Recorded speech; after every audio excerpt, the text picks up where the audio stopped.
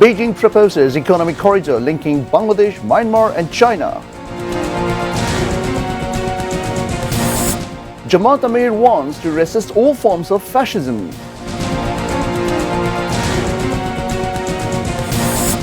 Tazia procession held marking the tragic incident of Karbala. And World AIDS Rescue thought as Venezuela quake death toll hits 589.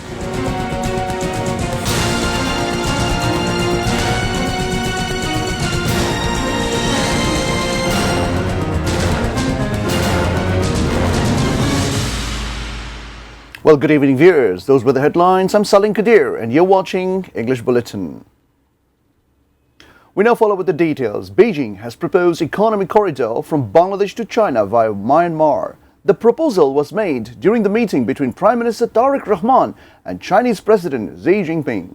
Prime Minister Tariq Rahman has sought reduction of trade deficit, export diversification, and Chinese assistance in implementation of Bangladesh's mega projects. Prime Minister Tariq Rahman, along with his entourage members, went to the Tiananmen Square in Beijing on Friday morning. They paid homage to the Chinese revolutionary heroes by placing special red-green wreath at the monument. Tariq Rahman held a bilateral meeting with Chinese President Xi Jinping at the Great Hall of the People. Later, an exclusive meeting was held between Tariq Rahman and Xi Jinping. Following the meeting, the spokesperson of the Prime Minister's office, Mahdi Amin, said China has proposed an establishment of an economic corridor linking Bangladesh, Myanmar and China aimed at further deepening regional connectivity and trade.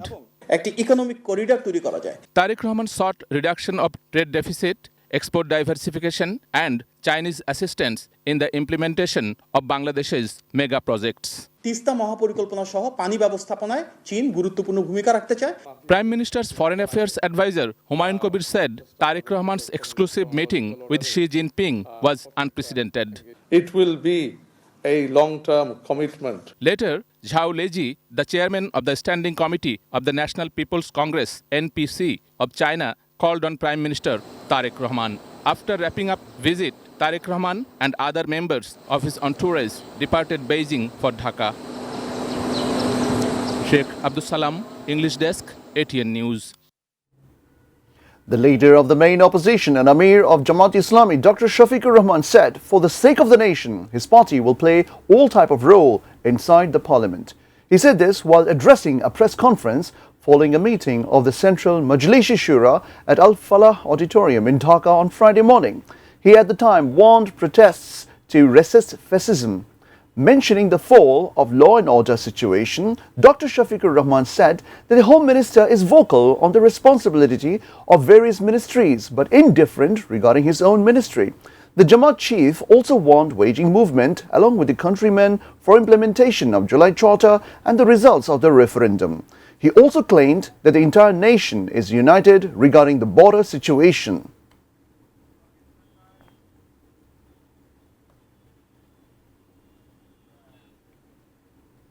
A traditional Tazia procession was held in the capital, marking the Holy Ashura and the tragic events of Karbala.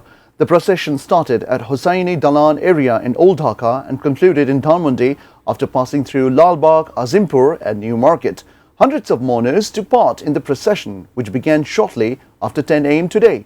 Dressed in black, participants chanted slogans to commemorate Imam Hussein, the grandson of Prophet Muhammad sallallahu alaihi wasallam. They were engaged in mourning rituals to remember the tragedy of Karbala.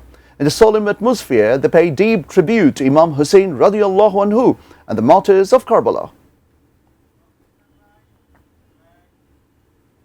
We now begin with news on the tragic incident of Venezuela earthquakes. The death toll from a pair of earthquakes that struck Venezuela has gone up to around 589. 4,300 others reported injured.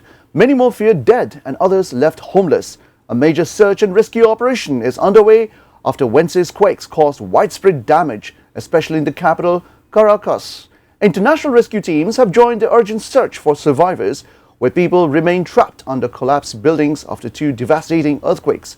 Several countries, including the US, Brazil, Canada, Mexico, Colombia, El Salvador, Cuba and United Nations have continued on Friday to send rescue teams and humanitarian aid. In the aftermath of the quakes, over 11,000 remained missing.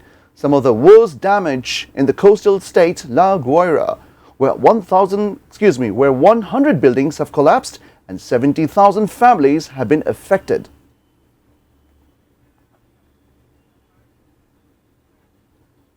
Viewers, we now follow with a short break and we will be back soon with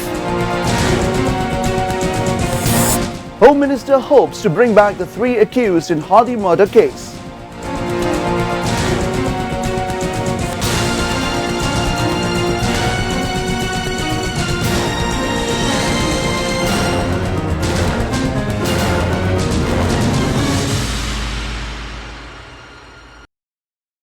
Welcome back. You're watching ATN News. This is English Bulletin. Full on, Home Minister Salahuddin Ahmed has expressed hope to bring back the 3 accused in the murder of the Inqilab Moncha spokesperson Sharif Usman Hadi. He said this in reply to a query of journalists following a program at Osmani Memorial Auditorium in Dhaka on Friday. After the arrest, the 3 accused persons remain in Indian custody. Salahuddin Ahmed said it would be possible to submit charge sheet into the Hadi murder case soon. Earlier, the minister distributed awards marking the International Day Against Drug Abuse and Illicit Trafficking. The Home Minister said a law will be placed before the Parliament soon to provide modern weapons to the officers of the Department of the Narcotics Control. Industries and Commerce Minister Khandakar Abdul Muqtadir has said that the integrated initiative will be taken for the management of development activities and the donations at the shrine of Hazrat Shah Jalal in Sylhet. He disclosed this while talking to journalists after holding an emergency meeting at Sylhet Circuit House on Friday morning. The minister said a committee has been formed in a bid to ensure transparency over the income and expenditure of the shrine.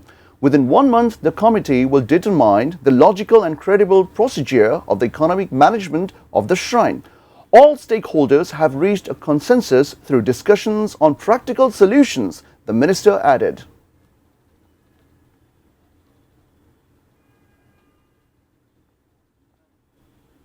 Viewers, we now begin with news around the world.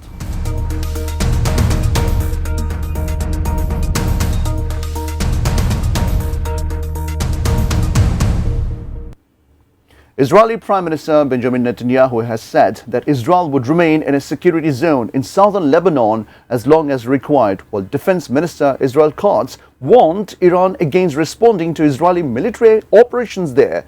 Speaking at a ceremony for new combat officers on Thursday, Netanyahu said Israel had shifted from areas it merely controlled to commanding terrain in southern Lebanon, including positions near Bir Four, and would not withdraw. Israel Katz was more explicit in linking Lebanon to Iran. He said Israel would not leave its security zones in Lebanon, Syria or Gaza without a time limit, despite pressure, and warned Tehran against treating Israeli action in Lebanon as a trigger for wider escalation. US President Donald Trump has claimed Turkish President Recep Tayyip Erdogan was fully ready to participate into the US-Iran war conflicts against Iran. However, on the side of Iran, Trump told this to journalists in the Oval Office. He hinting at potential F-35 sale. He said the Turkish leader is not a big fan of Israel. However, he asked him to stay out and everything he has ever asked from Erdogan, he has done. In reply to a question, Trump said he is going to probably do something is going to make him very happy. US and Gulf Cooperation Council have unitedly ruled out Iran's attempts to impose tolls, fees or operational controls on in the Strait of Hormuz. US and members of the GCC have issued a joint statement regarding this after a ministerial meeting in Manama of Bahrain. The ministerial statement emphasized the importance of reopening the strait, noting that free, unconditional and unrestricted navigation through the international waterway must be upheld. After meeting GCC ministers, US Secretary of State Marco Rubio stated that there is zero support among Gulf countries for charging vessels in international waters. The ministers rejected any tolls, fees or attempts to assert control over the strait. Viewers, before ending the bulletin, we have top stories once again. Beijing proposes economic corridor linking Bangladesh, Myanmar and China. Jamaat Ameer wants to resist all forms of fascism.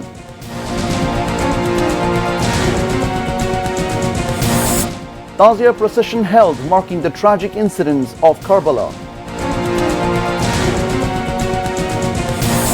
The World AIDS Rescue Effort as Venezuela quake death toll hits 589. Home Minister hopes to bring back the 3 accused in Hadi murder case.